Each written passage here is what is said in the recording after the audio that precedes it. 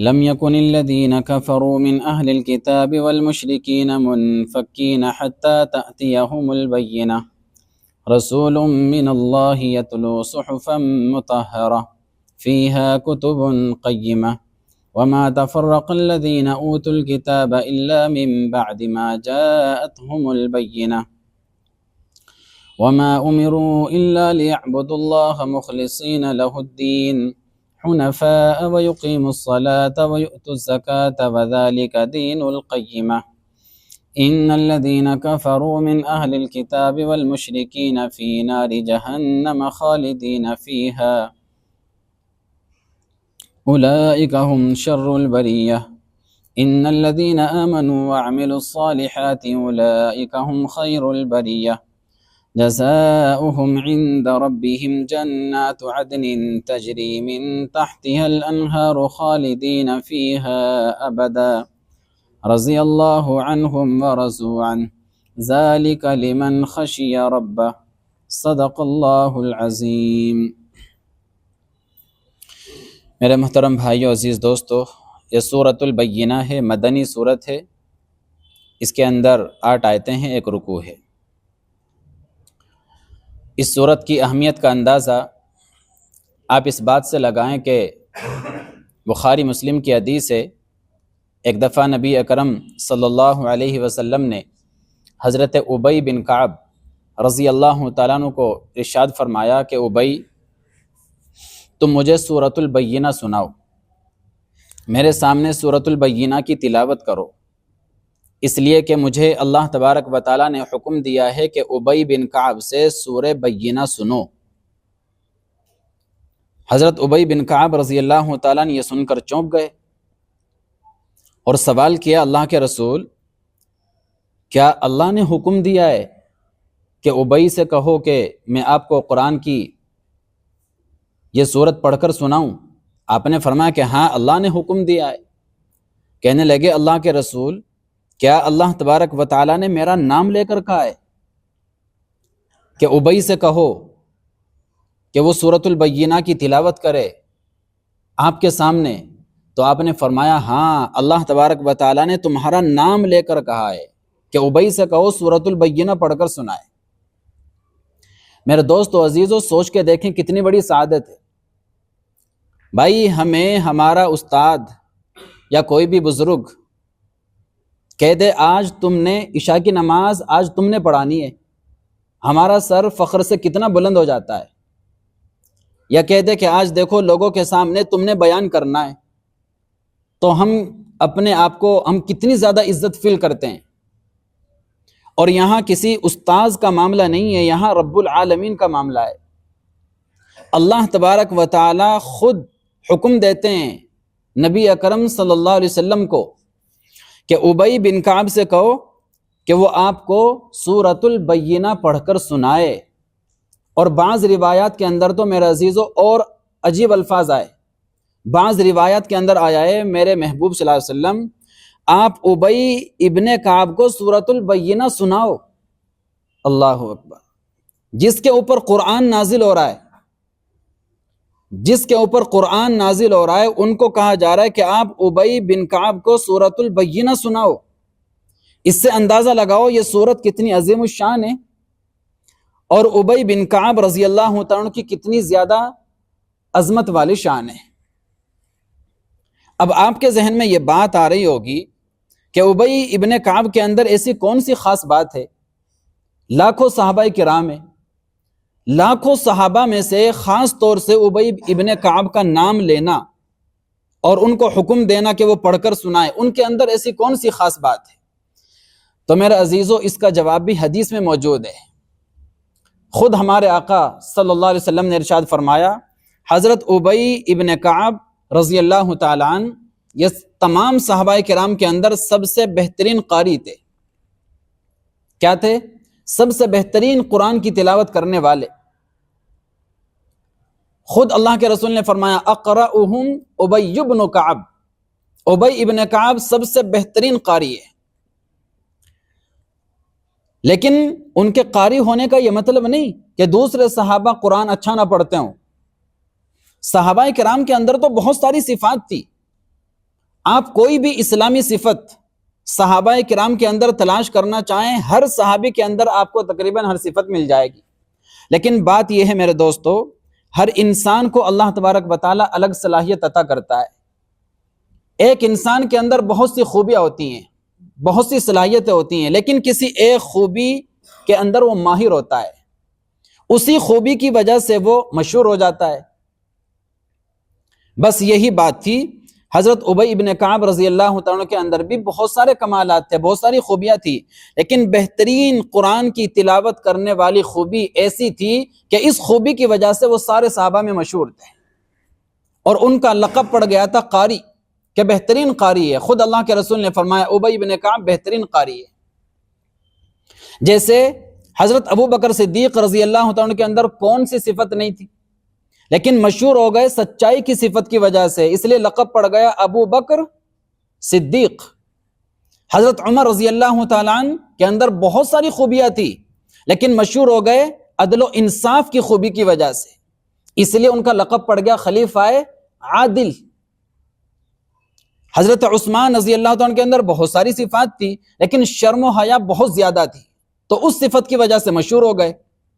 شرم و حیا اتنی زیادہ، اللہ کے رسول صلی اللہ علیہ وسلم ایک دفعہ تشریف فرماتے دروازے پر، اور اس حالت میں آپ بیٹھے ہوئے تھے کہ آپ کی پنڈلی کھلی ہوئی تھی، لنگی استعمال فرماتے تھے، تو آپ اس طریقے سے بیٹھے ہوئے تھے کہ آپ کی پنڈلی مبارک نظر آ رہی تھی. دروازے پر کسی نے دستک دی، آپ نے فرمایا اندر آ جاؤ. اندر آئے تو دیکھا حضرت ابو بکر صدیق ہے. اللہ کے رسول صلی اللہ علیہ وسلم اسی حالت میں بیٹھے رہے. تھوڑی دیر کے بعد پھر دستک ہوئی، آپ نے اجازت دی. اندر آئے تو دیکھا حضرت عمر ابن خطاب ہے رضی اللہ تعالیٰ عنہ. ابھی بھی آپ اسی طرح پاؤں پھیلا کر اسی حالت میں بیٹھے رہے. تھوڑی دیر کے بعد پھر دستک ہوئی، آپ نے اجازت دی. اب اندر آئے تو دیکھا حضرت عثمان رضی اللہ تعالیٰ عنہ. اب آپ نے اپنی پنڈلی کو لنگی سے ڈھک لیا. صحابہ کرام بھی میرے دوستو عزیزو عجیب انسان تھے، ایک ایک حرکت پر نظر رکھتے تھے، ایک ایک چیز پر نظر رکھتے تھے. صحابہ کرام نے سوال کر لیا، اللہ کے رسول ابو بکر صدیق آئے آپ ویسے ہی بیٹھے رہے، حضرت عمر آئے آپ ویسے ہی بیٹھے رہے، حضرت عثمان آئے آپ نے اپنی پنڈلی کو لنگی سے ڈھک لیا، یہ کیا بات ہے؟ تو کیا بات ارشاد فرمائی میرے دوستو عزیزو، آپ نے فرمایا عثمان وہ انسان ہے کہ جس کے اندر اللہ تبارک و تعالیٰ نے اتنی شرم و حیا رکھی ہے کہ فرشتے بھی اس سے شرماتے ہیں. اللہ اکبر، فرشتے بھی اس سے شرماتے ہیں. وہ اتنا شرمیلا ہے، اگر میں اسی حالت میں اس کے سامنے بیٹھا رہتا وہ شرما جاتا، اور میں نہیں چاہتا تھا کہ میری اس حالت کو دیکھ کر حضرت عثمان شرما جائیں، اس لیے میں نے اپنی پنڈلی کو ڈھک لیا ہے. تو حضرت عثمان کے اندر بہت ساری صفات تھی، لیکن شرم و حیا والی صفت ایسی تھی کہ جو بہت زیادہ تھی، اس لیے اس صفت سے وہ مشہور ہو گئے. حضرت علی رضی اللہ عنہ کے بہت ساری صفات تھی، لیکن فتویٰ، قضاء اور علم، یہ صفات ان کے اندر ایسی تھی کہ اس صفت کی وجہ سے وہ سب سے زیادہ مشہور تھے، قاضی کے لقب سے مشہور تھے. تو اسی طرح میرے عزیزو حضرت ابی ابن کعب رضی اللہ تعالیٰ عنہ بہت سارے کمالات تھے، بہت ساری صفات تھی، لیکن قرآن بہت بڑھیا پڑھتے تھے. اس لیے اس صفت کی وجہ سے صحابہ کرام کے درمیان قاری کے لقب سے مشہور ہو گئے. اور یہاں میں آپ کو یہ بھی بتا دوں، صحابہ کرام کی نزدیک قاری کا وہ مفہوم نہیں تھا جو آج ہمارے یہاں قاری کا مطلب سمجھا جاتا ہے. ہمارے یہاں قاری کس کو کہتے ہیں؟ جو بنا سوار کر اور بہترین انداز میں، بہت سے تو گانے والی طرز میں بھی گانے جیسی آواز نکال کے قرآن کریم کی تلاوت کرتے ہیں. ہمارے یہاں قاری اس کو کہتے ہیں جو بنا سنوار کر تجوید کے ساتھ بہترین سے بہترین آواز میں قرآن کریم کی تلاوت کرتا ہے، اس کو کیا کہتے ہیں؟ قاری. چاہے وہ قرآن کے ایک لفظ کا بھی ترجمہ نہ جانتا ہو، ہم اس کو کیا کہتے ہیں؟ قاری. صحابہ کرام کی نظر میں قاری کا مطلب ہوتا تھا وہ آدمی جو قرآن بہترین پڑھتا ہے، ساتھ ہی ساتھ اس کی آواز کے اندر ایک درد بھی ہے، ایک سوز بھی ہے. ایسا درد ہے کہ جب وہ قرآن کی تلاوت کرتا ہے تو آدمی متاثر ہوتا ہے، آدمی کا دل جو ہے وہ اس کی طرف کھنچتا چلا جاتا ہے. اور سب سے بڑی بات یہ کہ وہ قرآن کا ساتھ ساتھ عالم بھی ہوتا تھا، جو پڑھتا تھا اس کو سمجھتا بھی تھا. تو صحابہ کرام کے یہاں قاری اس کو کہتے ہیں جو قرآن بہترین پڑھتا بھی تھا، سمجھتا بھی تھا، اور اس کی آواز کے اندر ایک قسم کا درد بھی ہوتا تھا، اس کو کہتے تھے صحابہ کرام قاری۔ تو بہرحال ہمارے آقا علیہ الصلوۃ والسلام نے فرمایا ابی تم مجھے یہ سورت پڑھ کر سناؤ۔ اس سے یہ پتہ چلتا ہے میرے عزیزو، اللہ کے رسول صلی اللہ علیہ وسلم صحابہ کو خود بھی قرآن پڑھ کے سناتے تھے، اور صحابہ بھی حضور کو قرآن پڑھ کر سناتے تھے۔ اور ہمیں اس سے یہ سبق ملتا ہے کہ قرآن پڑھنا بھی چاہیے اور قرآن سننا بھی چاہیے۔ بعض لوگ ہوتے ہیں بس پڑھتے ہیں لیکن سننے کا مزاج نہیں، بعض ایسے ہیں کہ وہ سنتے ہیں لیکن پڑھنے کا مزاج نہیں۔ تو سننا بھی ایک الگ عبادت ہے اور پڑھنا بھی ایک الگ عبادت ہے۔ قرآن تو میرے عزیزو اتنا بہترین کلام ہے، اس قرآن کے ساتھ آپ کا ذرا سا بھی تعلق پیدا ہوگا، ذرا سا بھی تعلق، ادنا درجے کا بھی اس کے ساتھ آپ کا تعلق ہوگا، بہت بڑا ثواب ہے۔ اس لیے یاد رکھو میرے عزیزو، قرآن کا دیکھنا بھی ثواب ہے، قرآن کا پڑھنا بھی ثواب ہے، اس کا پڑھانا بھی ثواب ہے، اس کا سننا بھی ثواب ہے، اس کا سنانا بھی ثواب ہے، اس کو چومنا بھی ثواب ہے، اور اس کو سینے سے لگانا بھی ثواب ہے، اور اس کو سر پر رکھنا بھی ثواب ہے، اور اس کی صرف زیارت کرنا بھی ثواب ہے، اس کا ادب کرنا بھی ثواب ہے، اس کو ہاتھ لگانا بھی ثواب ہے۔ اور کتنا ثواب، کتنا ثواب! اللہ کے رسول صلی اللہ علیہ وسلم نے ایک حدیث میں ارشاد فرمایا کہ اللہ تبارک و تعالی قرآن کریم کے ایک حرف کے پڑھنے پر 10 نیکی عطا فرماتا ہے۔ کتنا پڑھنے پر؟ صرف ایک حرف قرآن کا پڑھنے پر اللہ تبارک و تعالی 10 نیکی عطا فرماتا ہے۔ اور آگے فرمایا میں یہ نہیں کہتا الف لام میم ایک حرف ہے، بلکہ الف ایک حرف ہے، لام ایک حرف ہے، اور میم ایک حرف ہے۔ اللہ اکبر! اگر آدمی صرف اتنا کہتا ہے الف لام میم، اس کو 30 نیکیاں مل گئی۔ اللہ اکبر! یہ ہے قرآن میرے عزیز۔ اس لیے میں عرض کر رہا ہوں کہ قرآن کے ساتھ ذرا سا بھی تعلق آپ کا قائم ہوگا نا، ثواب سے خالی نہیں، فائدے سے خالی نہیں۔ تو قرآن کا پڑھنا بھی ثواب ہے اور قرآن کا سننا بھی ثواب ہے۔ اب دیکھیے، یہ تو اس کی فضیلت آپ نے سنی۔ اب اللہ تعالیٰ اس میں کیا ارشاد فرماتے ہیں وہ سنیں۔ لم یکن الذین کفروا من اہل الکتاب والمشرکین منفکین حتی تأتیہم البینہ۔ اللہ فرماتے ہیں کہ وہ کفار، وہ لوگ جنہوں نے کفر کیا، چاہے وہ اہل کتاب میں سے ہوں اور چاہے وہ مشرکین میں سے ہوں، یہ باز آنے والے نہیں تھے جب تک ان کے پاس کوئی واضح حق کی اور ہدایت کی کوئی واضح دلیل اور واضح علامت ان کے پاس نہ آ جاتی۔ اہل کتاب اور مشرکین کس کو کہتے ہیں؟ بہت آسان سے انداز میں سمجھا رہا ہوں، یہ الفاظ قرآن میں بار بار ریپیٹ ہوتے ہیں، ابھی سمجھ لیں۔ اہل کتاب کس کو کہتے ہیں؟ اہل کتاب کہتے ہیں وہ لوگ جو کسی نہ کسی آسمانی کتاب کو مانتے ہیں۔ جیسے یہودی ہیں، آسمانی کتاب کو مانتے ہیں۔ کون سی کتاب بتائیں؟ یہودی کون سی کتاب کو مانتے ہیں؟ تورات کو۔ تورات کس پر نازل ہوئی؟ حضرت موسیٰ علیہ السلام پر۔ تو یہودی تورات کو بھی مانتے ہیں اور موسیٰ علیہ السلام کو بھی مانتے ہیں، اور موسیٰ علیہ السلام سے پہلے جتنے انبیاء آئے ان کو بھی مانتے ہیں۔ اور جب تک موسیٰ علیہ السلام دنیا کے اندر رہے، یہ یہودی اسرائیلی حق پر تھے، کیونکہ اس زمانے کی کتاب ان کے پاس موجود تھی، وقت کا نبی اور پیغمبر ان کے پاس موجود تھا، حق پر تھے۔ لیکن موسیٰ علیہ السلام جیسی دنیا سے تشریف لے گئے تو آہستہ آہستہ ان کے اندر بگاڑ پیدا ہونا شروع ہو گیا۔ بدعات، خرافات، طرح طرح کے رسم و رواج دین سے دور ہوتے چلے گئے، طرح طرح کی بدعات ان کے اندر پیدا ہو گئی، یہاں تک کہ عزیر علیہ السلام کے بارے میں کہنے لگے کہ عزیر تو اللہ کا بیٹا ہے، شرک تک کرنے لگے۔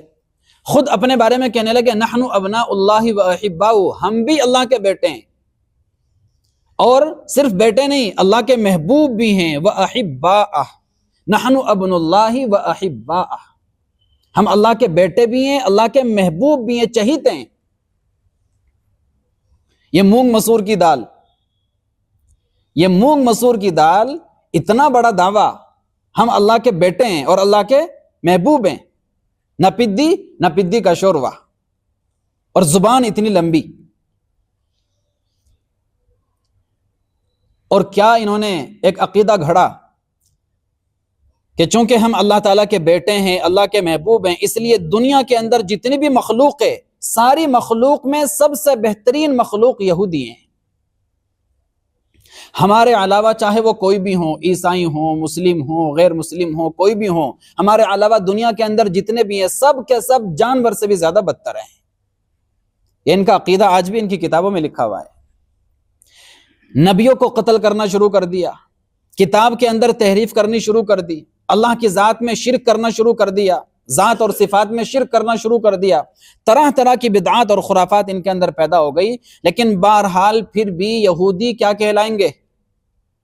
اہل کتاب، کیونکہ ایک آسمانی کتاب کو وہ مانتے ہیں، ایک آسمانی کتاب کے وہ قائل ہیں. اسی طرح عیسائی بھی اہل کتاب ہیں. کیوں؟ اس لیے کہ وہ بھی ایک آسمانی کتاب کو مانتے ہیں. عیسائی کون سی کتاب کو مانتے ہیں؟ ماشاءاللہ، الحمدللہ، یاد ہے یار آپ کو، تو سب پڑھے لکھے ہیں. انجیل کو مانتے ہیں. اور یہ بھی میں درمیان میں ایک نکتہ بتا دوں، آج کے زمانے میں انجیل اور تورات اور زبور، ان تینوں کو ملا کر ایک انہوں نے کتاب بنا دی جس کو آج کی زبان میں بولتے ہیں بائبل. اب جب بائبل کا لفظ آپ سنیں گے تو یاد رکھ لینا، ہمیشہ بائبل کے اندر تینوں کتابیں ہیں، زبور بھی ہے، تورات بھی ہے اور انجیل بھی ہے. اور اگر آپ ان کو تقسیم کریں تو زبور نازل ہوئی حضرت داؤد علیہ السلام پر، انجیل نازل ہوئی حضرت عیسیٰ علیہ السلام پر، اور تورات نازل ہوئی حضرت موسیٰ علیہ السلام پر. تو عیسائی بھی اہل کتاب ہیں، اس لیے کہ وہ بھی ایک آسمانی کتاب کو مانتے ہیں. کون سی کتاب؟ انجیل. وہ انجیل کو مانتے ہیں. اور جب انجیل کو مانتے ہیں تو جس پر انجیل نازل ہوئی اس کو بھی مانتے ہیں. وہ کون ہے؟ حضرت عیسیٰ علیہ السلام. اس لیے وہ عیسیٰ علیہ السلام کو بھی مانتے ہیں. لیکن بالکل اسی طرح جب تک عیسیٰ علیہ السلام دنیا کے اندر تھے ان کے اندر بگاڑ پیدا نہیں ہوا تھا. جیسے عیسیٰ علیہ السلام دنیا سے تشریف لے گئے، آسمان پر اللہ تعالیٰ نے ان کو اٹھا لیا، تو ان کے اندر بھی بگاڑ پیدا ہونا شروع ہو گیا. انہوں نے بھی اللہ تبارک و تعالیٰ کی ذات و صفات میں شرک کرنا شروع کر دیا. انہوں نے کیا کیا؟ خود عیسیٰ علیہ السلام کے بارے میں کہنے لگے کہ عیسیٰ تو اللہ کے بیٹے ہیں. عیسیٰ علیہ السلام کے بارے میں یہ عقیدہ گھڑ لیا کہ عیسیٰ علیہ السلام اللہ کے بیٹے ہیں. اور بعض ان کے اندر ایسے پیدا ہو گئے، وہ کہنے لگے کہ خدا تو 3 شخصیات کے مجموعے کا نام ہے، 3 چیزوں سے مل کر خدا بنتا ہے، ایک باپ، ایک بیٹا، ایک روح القدس. باپ کون ہے؟ خود اللہ تبارک و تعالیٰ. بیٹا کون ہے؟ عیسیٰ علیہ السلام. اور روح القدس سے مراد ہے حضرت جبریل علیہ السلام. ان تینوں کو مل کر کیا بنتا ہے؟ خدا بنتا ہے. بھائی یہ عقیدہ، اس کو کہتے ہیں عقیدہ تثلیث. آج تک تو ہماری سمجھ میں نہیں آیا ہے. یہ تو ایک عجوبہ ہے، ایک ملغوبہ ہے. آج تک نہ اس کو کوئی سمجھ سکا نہ کوئی سمجھا سکا. عجیب سی بات ہے. یہ کہتے ہیں کہ 3 اور 1، 3 1 ہوتے ہیں، 1 3 ہوتے ہیں، 3 اور 1 دونوں ایک کیسے ہو سکتے ہیں؟ ہمارے تو سمجھ میں نہیں آتا. 3 3 ہے نا، 1 1 ہے، تو 3 اور 1 کیسے ہو سکتے ہیں؟ نہیں ہو سکتے. تو اس طریقے سے انہوں نے عقیدے گھڑ لیے. آج بھی آپ عیسائیوں کے چرچوں میں جاؤ گے تو آپ کو نظر آئے گا، ان اپنے چرچوں کے اندر وہ کیا رکھتے ہیں؟ عیسیٰ علیہ السلام کی تصویر لگا کے رکھتے ہیں، حضرت مریم علیہ السلام کی تصویر لگا کے رکھتے ہیں. اللہ تبارک و تعالیٰ کی ذات و صفات میں شرک کرنے لگے ہیں. لیکن بہرحال کیا کہلائیں گے؟ اہل کتاب. قرآن نے عیسائیوں کو اور یہودیوں کو اہل کتاب کہا، اگرچہ یہ مشرک بھی ہیں. کیوں؟ اس لیے کہ یہ شرک بھی کرتے ہیں. لیکن چونکہ ایک آسمانی کتاب کو مانتے ہیں، ایک نبی اور پیغمبر کو مانتے ہیں، اس وجہ سے اللہ تبارک و تعالیٰ نے ان کو مشرک نہیں کہا، ان کو ایک خاص نام دیا. وہ کیا ہے؟ اہل کتاب. تو بات سمجھ میں آ گئی اہل کتاب کس کو کہتے ہیں. دوسرا لفظ اللہ نے استعمال کیا، والمشرکین. مشرکین کس کو کہتے ہیں؟ یہ تو آپ کو معلوم ہے. اللہ تعالیٰ کی ذات یا صفات میں شرک کرنے والوں کو کیا کہتے ہیں؟ مشرکین. بت پرستی کرنے والے، کئی خداؤں کو ماننے والے، ان کو کیا کہتے ہیں؟ مشرکین. مکہ کے اندر اکثر مشرکین تھے، مدینہ کے اندر منافقین تھے اور یہودی تھے، وہاں پہ مشرکین نہیں تھے. مکہ کے اندر اکثریت مشرکین کی تھی. اسی لیے آپ بار بار سنتے ہیں کہ انہوں نے خانہ کعبہ کے اندر بھی 360 بت رکھے ہوئے تھے. کسی کا نام لات، کسی کا نام منات، کسی کا نام عزا اور کسی کا نام حبل، یہ نام رکھے ہوئے تھے. اور پھر ان کے کام بھی تقسیم کر رکھے تھے. خدا کو بھی مانتے تھے، لیکن ساتھ ہی ساتھ یہ بھی کہتے تھے کہ ایک خدا ساری کائنات کا نظام نہیں چلا سکتا، چھوٹے چھوٹے بہت سارے خداؤں کو بھی تمہیں ماننا پڑے گا، کیونکہ ایک خدا اس ساری کائنات کے نظام کو نہیں چلا سکتا۔ اس لیے بہت سارے خدا بنا لیے تھے، کہتے تھے یہ بارش برساتا ہے، یہ روزی دیتا ہے، اور یہ زندگی دیتا ہے، یہ موت دیتا ہے، طرح طرح سے ان کے کام تقسیم کر رکھے تھے۔ تو ان لوگوں کو کیا کہتے ہیں؟ ان کو کہتے ہیں مشرکین۔ اب اللہ تبارک و تعالیٰ کیا کہہ رہے ہیں؟ اللہ کہتے ہیں کہ اہل کتاب ہو، یہودی یا عیسائی یا مشرکین ہو، یہ تینوں کے تینوں اپنی حرکتوں سے باز آنے والے نہیں تھے جب تک ان کے پاس ہدایت کی اور حق کی کوئی واضح نشانی نہ آ جاتی۔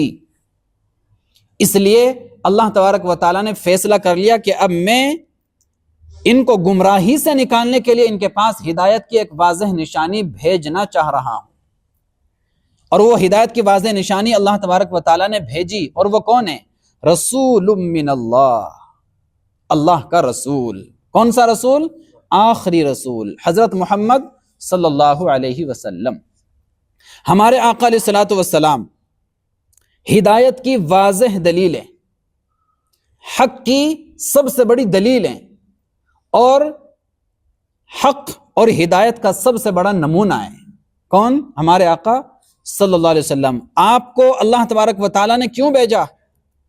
ان کو گمراہی سے نکالنے کے لیے، یہودیوں کو کہ تم جس گمراہی میں پڑ چکے ہو موسیٰ علیہ السلام کے بعد، اور عیسائیوں کو کہ تم جس گمراہی میں پڑ چکے ہو عیسیٰ علیہ السلام کے بعد، اور مشرکین کو کہ وہ جو خدا کی ذات میں صرف شرک اور بدعات کے جو مرتکب ہو گئے تھے، ان کو خرافات سے، بدعات سے اور شرک سے بچانے کے لیے اللہ تبارک و تعالیٰ نے اپنا آخری رسول بھیجا، اور یہ حکم دیا کہ اب ان کو فالو کرو، ان کو فالو کرو گے تو تمہیں نجات ملے گی، ورنہ تو نجات نہیں مل سکتی۔ تو ہمارے آقا علیہ الصلوۃ والسلام میرے عزیزو یاد رکھیے کون تھے؟ ہدایت کی واضح نشانی، واضح نشانی، عربی میں کہتے ہیں اس کو بینہ، ہدایت کی واضح نشانی۔ کس اعتبار سے؟ اس اعتبار سے بھی اللہ کے رسول صلی اللہ علیہ وسلم ہدایت کی واضح نشانی تھے کہ آپ کی آمد کا تذکرہ اور آپ کی صفات اور آپ کے کمالات تورات، زبور اور انجیل کے اندر اللہ تبارک و تعالیٰ نے بیان کر دیے تھے۔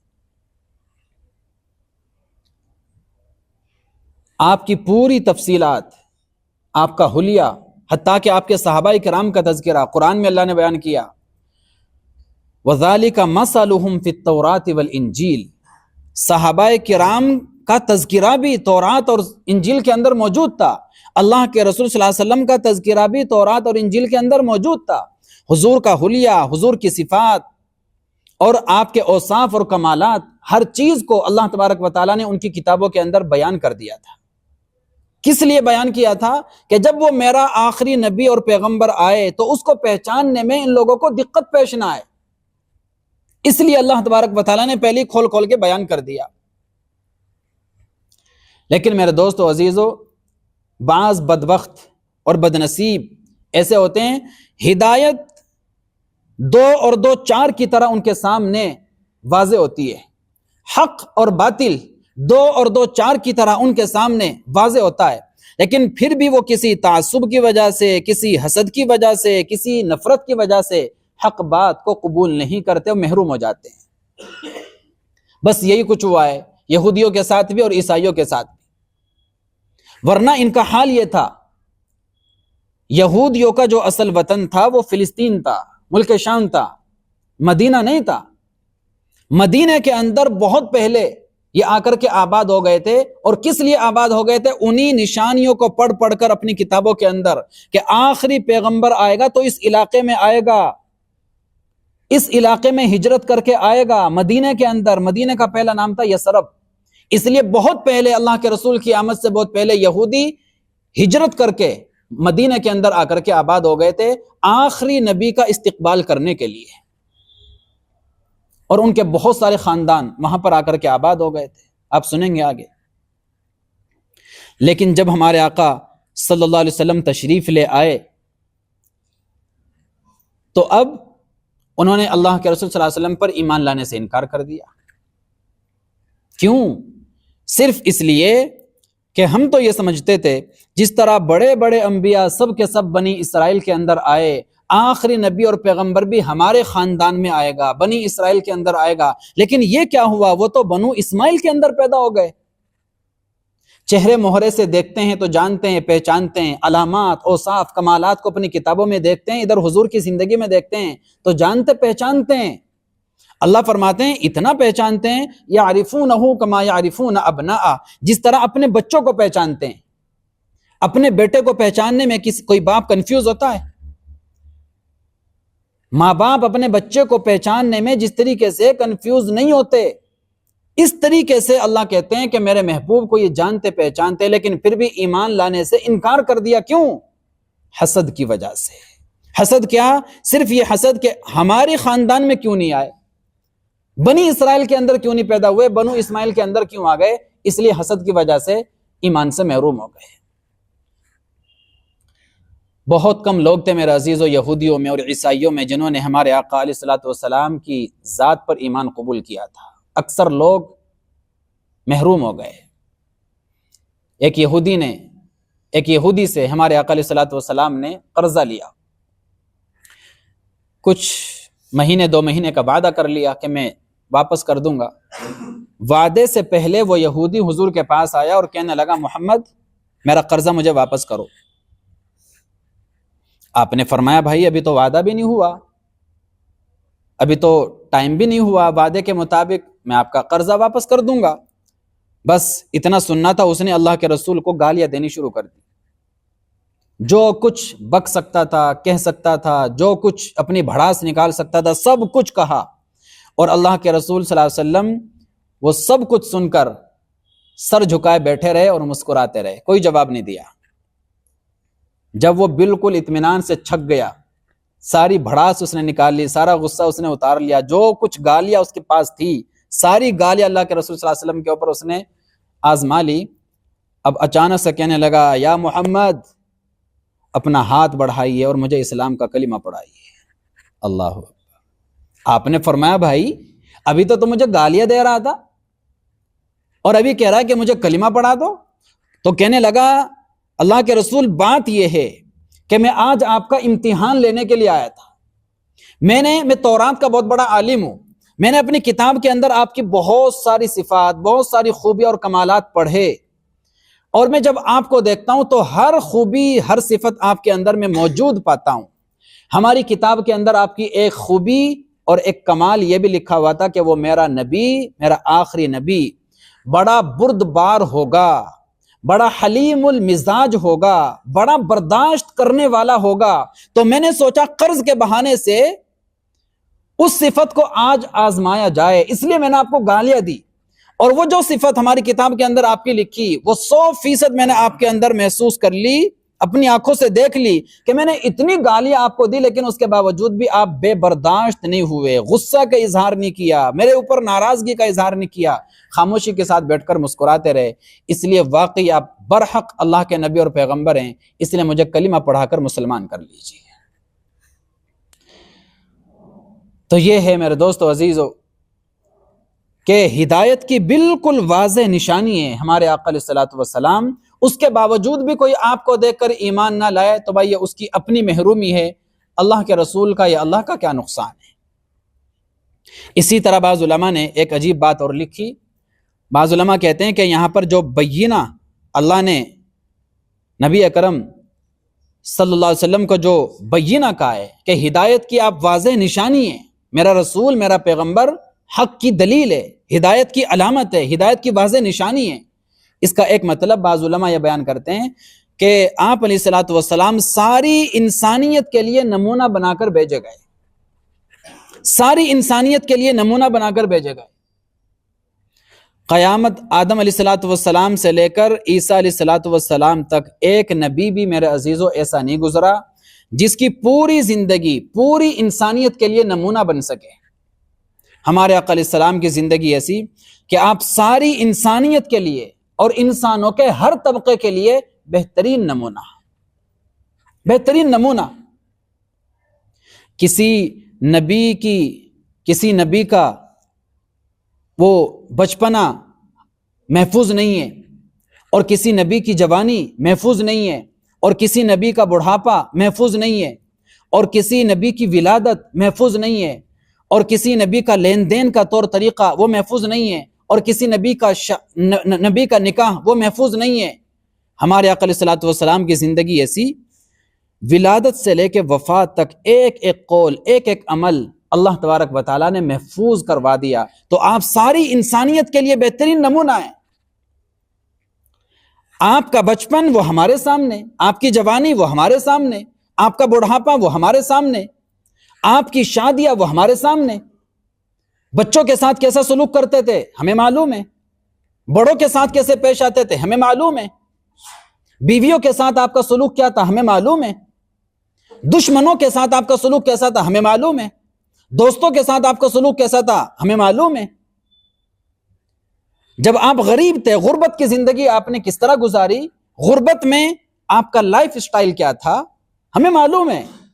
اور جب اللہ تبارک و تعالیٰ نے آپ کو نواز دیا اور مسجد نبوی کے اندر سونے اور چاندی کے انبار اور ڈھیر لگے رہتے تھے، اس وقت آپ کا لائف سٹائل کیا تھا ہمیں معلوم ہے۔ اور جب آپ مظلوم تھے، مکہ کے اندر مظلوم، بے یار و مددگار، مظلوم بن کر آپ نے کس طریقے سے زندگی گزاری ہمیں معلوم ہے۔ اور جب آپ اسی مکہ کے اندر فاتح بن کر داخل ہوئے، اس وقت آپ کا انداز کیا تھا ہمیں معلوم ہے۔ یتیموں کے ساتھ کیسے تھے، بیواؤں کے ساتھ کیسے تھے، غریبوں کے ساتھ کیسے تھے، اپنوں کے ساتھ کیسے تھے، دوستوں کے ساتھ کیسے تھے، دشمنوں کے ساتھ کیسے تھے، چھوٹے بچوں کے ساتھ کیسے تھے، عورتوں کے ساتھ کیسے تھے، بزرگوں کے ساتھ کیسے تھے، ایک ایک چیز ہمیں معلوم ہے۔ اس لیے اللہ کے رسول صلی اللہ علیہ وسلم بہترین نمونہ، زندگی کے ہر ایک مرحلے کے لیے بہترین نمونہ۔ صحابہ کرام پر قربان جائے میرے عزیزو، صحابہ کرام نے اللہ کے رسول کی جو ظاہری شکل و صورت ہوتی ہے، جو حضور کا ظاہری حلیہ ہوتا ہے، ظاہری حلیے کا بھی ایک ایک نقش صحابہ کرام نے امت تک پہنچا دیا۔ اللہ اکبر۔ ظاہری حلیہ سر سے لے کر پاؤں تک اللہ کے رسول کا کیسا تھا، حضور کی داڑھی کیسی تھی، حضور کی ناک کیسی تھی، حضور کے رخسار کیسے تھے، حضور کی آنکھیں کیسی تھی، حضور کی پلکیں کیسی تھی، حضور کی بھویں کیسی تھی، حضور کی پیشانی کیسی تھی، حضور کے سر کے بال کیسے تھے، حضور کی گردن کیسی تھی، حضور کے شانے کیسے تھے، حضور کے ہاتھ کیسے تھے، حضور کے پاؤں کیسے تھے، حضور کی پنڈلیاں کیسی تھی، حضور کا سینہ کیسا تھا، حضور کی انگلیاں کیسی تھی، حضور کے ناخن کیسے تھے، حضور کے ہاتھوں کے اندر کا حصہ کیسا تھا، باہر کا حصہ کیسا تھا، حضور کے پاؤں کے تلوے کیسے تھے، پاؤں کے ناخن کیسے تھے، حضور سرما کیسے لگاتے تھے، اللہ اکبر، تیل کیسے لگاتے تھے، کنگھی کیسے کرتے تھے، کھانا کیسے کھاتے تھے، پانی کیسے پیتے تھے، رات کو آرام کیسے کرتے تھے، ایک ایک چیز ہمارے سامنے صحابہ کرام نے کھول کھول کر بیان کر دی۔ بیٹھتے کیسے تھے، اٹھتے کیسے تھے، چلتے کیسے تھے، کھاتے کیسے تھے، ایک ایک چیز کو میرے دوست و عزیزوں صحابہ کرام نے بیان کر دیا۔ اور یہ وہ چیزیں ہیں کہ یہودی اور عیسائی بھی ان چیزوں سے انکار نہیں کر سکتے، انکار نہیں کر سکتے۔ کیوں؟ اس لیے کہ ان کے نبیوں کی یہ چیزیں موجود ہی نہیں، اور بہت مستند ذرائع سے صحابہ کرام نے میرے عزیز و امت تک یہ ساری چیزیں پہنچائی۔ آپ عیسیٰ علیہ الصلوۃ والسلام کی زندگی کے بہت سارے پہلو لوگوں کو بتا نہیں سکتے۔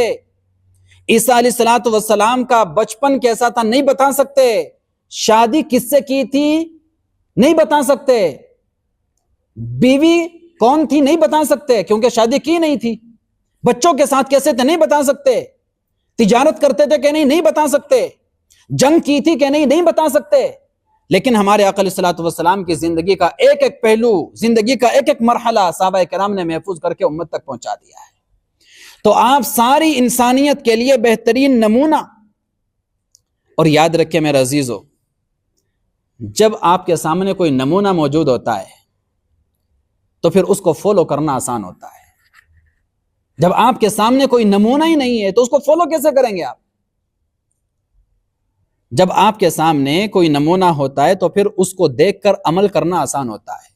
ایک ہوتا ہے کسی چیز کو زبان سے بیان کرنا، ایکسپلین کرنا، ایک ہوتا ہے پریکٹیکل میں کسی چیز کو کر کے دکھانا۔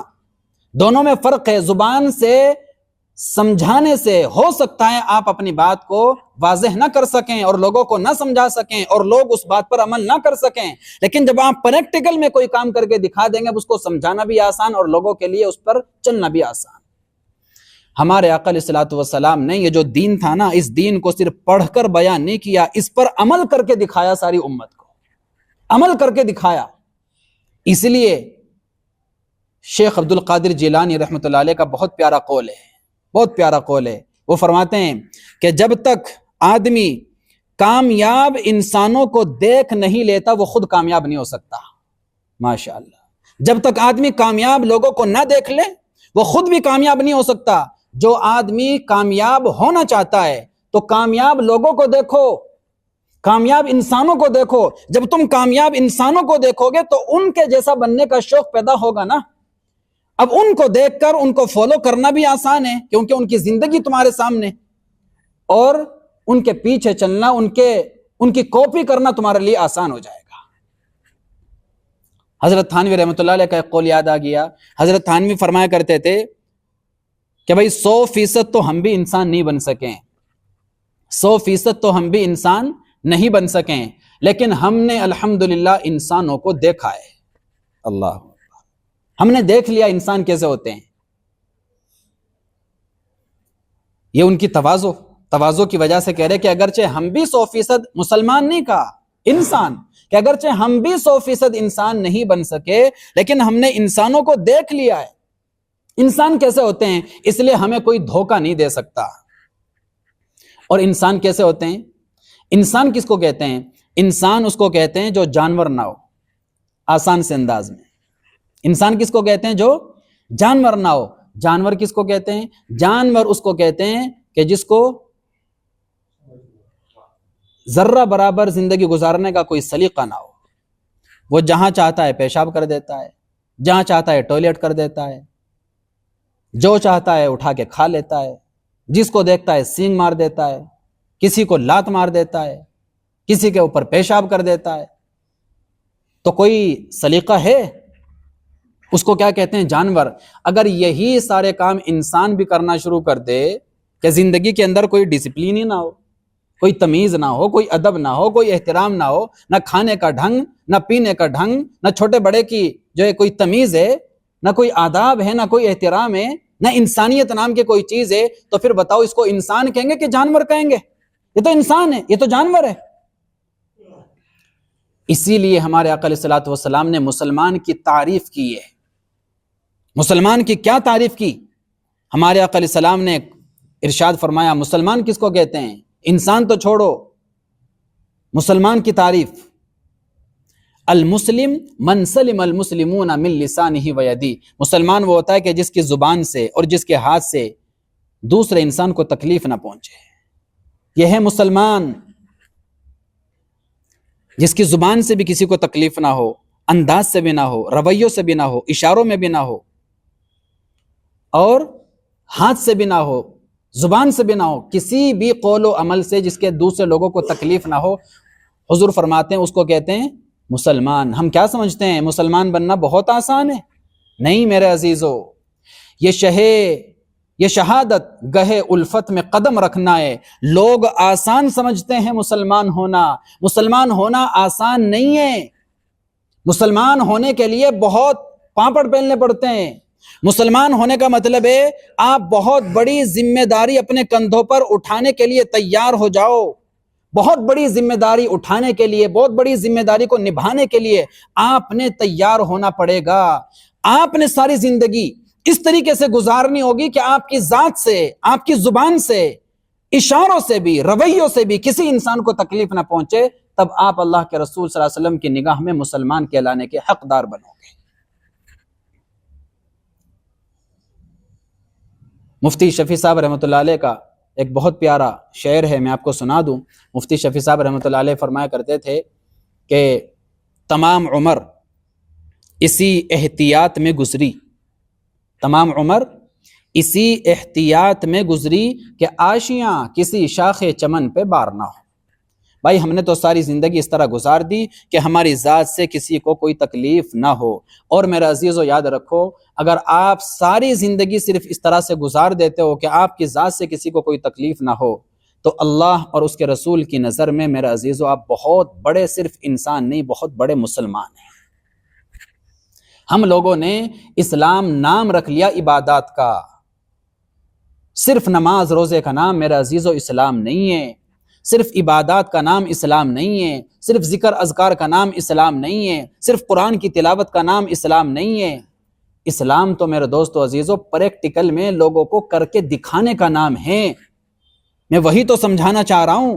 اللہ کے رسول صلی اللہ علیہ وسلم نمونہ تھے ساری انسانیت کے لیے۔ پریکٹیکل میں دین کے ایک ایک رکن کو، ایک ایک قول کو، ایک ایک عمل کو پریکٹیکل میں کر کے دکھایا اور لوگوں کو سمجھا دیا کہ دیکھو اسلام اتنا مشکل نہیں ہے، اگر میں اس پر چل سکتا ہوں تو تم بھی اس پر چل سکتے ہو، میں اس کے مطابق زندگی گزار سکتا ہوں تو تم بھی اس کے مطابق زندگی گزار سکتے ہو۔ تو ہمارے آقا علیہ الصلوۃ والسلام ساری انسانیت کے لیے کیا تھے؟ نمونہ تھے۔ تو اللہ فرماتے ہیں رسول من اللہ، وہ اللہ کا رسول ہے جو آپ کے لیے ہدایت کی ایک واضح علامت ہے، ہدایت کی ایک نشانی ہے۔ یتلو صحف مطہرہ، وہ تلاوت کرتا ہے پاکیزہ صحیفوں کی، پاکیزہ صحیفوں کی تلاوت کرتا ہے۔ پاکیزہ صحیفوں سے کیا مراد ہے؟ یہ قرآن کریم کے اندر جو 114 صورتیں ہیں، 114 صورتیں یہ کیا ہیں؟ یہ 114 صحیفے ہیں۔ جس طرح پہلے نبیوں پہ صحیفے نازل ہوتے تھے، صحیفہ بولتے ہیں چھوٹا سا کتابچہ، چھوٹا سا 10 پیج کا، 15 پیج کا، 20 پیج کا ایک چھوٹا سا پمفلٹ سا ہوتا ہے، کتابچہ سا ہوتا ہے، اس کو کیا بولتے ہیں؟ صحیفہ۔ بہت سے نبیوں کو اللہ تعالیٰ نے کتاب نہیں دی، صرف صحیفہ دیا، ایک چھوٹا سا کتابچہ دیا ہے۔ ہمارے آقا علیہ الصلوۃ والسلام کو اللہ تبارک و تعالیٰ نے بہت بڑی ایک کتاب دی ہے۔ اس کتاب کے اندر 114 صورتیں ہیں، ان 114 صورتوں کو اللہ تبارک و تعالیٰ نے صحیفہ کہا ہے۔ اور ہر صحیفہ وہ کیسا ہے؟ اللہ کہتے ہیں فیہا کتب قیمہ، ہر صحیفہ ایسا ہے کہ اس کے اندر جو کچھ بھی مضمون ہے بالکل درست مضمون ہے۔ ہر صورت کے اندر جو کچھ بھی ہم نے مضمون بیان کیا بالکل درست مضمون بیان کیا ہے، کوئی خامی اور کوئی عیب، کوئی شک والی بات، کوئی اختلاف والی بات، کوئی نفرت والی بات ایک بھی صحیفے میں، ایک بھی صورت میں، ایک بھی آیت میں قرآن کریم کے اندر نہیں ہے۔ اللہ کہتے ہیں یہ جو قرآن میں ہم نے جو کچھ بھی بیان کیا بالکل صحیح اور درست بیان کیا ہے۔ قرآن کریم کی پہلی آیت میں اللہ نے فرما دیا الف لام میم ذالک الکتاب لا ریب فیہ، لوگو یہ ایک ایسی کتاب میں تمہیں عطا کر رہا ہوں کہ جس کے اندر ذرہ برابر بھی کوئی شک نہیں ہے، کوئی شک نہیں ہے۔ جو بات ہے سیدھی سچی بات ہے، ہدایت کی بات ہے، سلامتی کی بات ہے، عافیت کی بات ہے، تمہارے کام آنے والی بات ہے، تمہیں ایک سبق دینے والی بات ہے، تمہاری نجات اور مغفرت والی بات ہے۔ ایک بات بھی کوئی اختلاف کی نہیں، کوئی غلط نہیں، جو بات میں نے اس کے اندر بیان کی بالکل درست بیان کی۔ اور ایک جگہ اللہ نے فرمایا لا یأتیہ الباطل من بین یدیہ ولا من خلفہ تنزیل من حکیم حمید، اللہ کہتے ہیں یہ ایک ایسا قرآن میں تمہیں عطا کر رہا ہوں، باطل اگر اس میں آگے سے گھسنے کی کوشش کرے گا آگے سے بھی نہیں گھس سکتا، پیچھے سے گھسنے کی کوشش کرے گا پیچھے سے بھی نہیں گھس سکتا۔ میں نے اس کتاب کو محفوظ کر دیا ہے، شک و شبہ سے بھی محفوظ کر دیا، ہر قسم کے عیب اور کجی اور برائی سے بھی محفوظ کر دیا۔ اور اگر کوئی باطل چھیڑ چھاڑ کرنا چاہے، اس کے مضمون، اس کے مضامین کو، اس کی آیتوں کو تبدیل کرنا چاہے، اس میں رد و بدل کرنا چاہے، تو میں نے اس سے بھی اس کو محفوظ کر دیا۔ باطل کتنا بھی زور لگا لے ہماری کتاب کے اندر تبدیلی نہیں کر سکتا۔ تو جو کچھ بھی میں نے قرآن کریم کے اندر لکھا وہ بالکل 100% درست لکھا ہے۔